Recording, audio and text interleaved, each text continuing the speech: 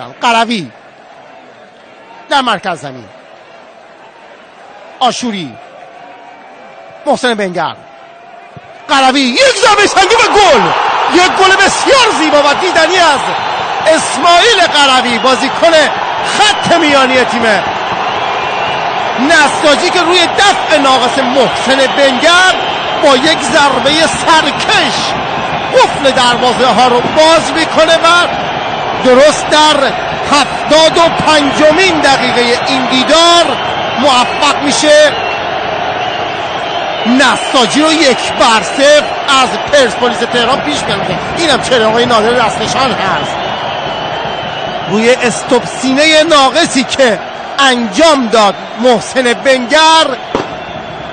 توپ در اختیار قروی قرار گرفت و این بازیکن هم بدون درنگ و با یک ضربه سرکش از فاصله ای میتونیم بگیم 30 متری دروازه تیم پرسپولیس و نیلسون کوریا رو باز کرد. تا حالا 1-0 سفیدپوشان نساجی در دقیقه 75 از حریف نامدار خودشون یعنی پرسپولیس پیش بیافتند.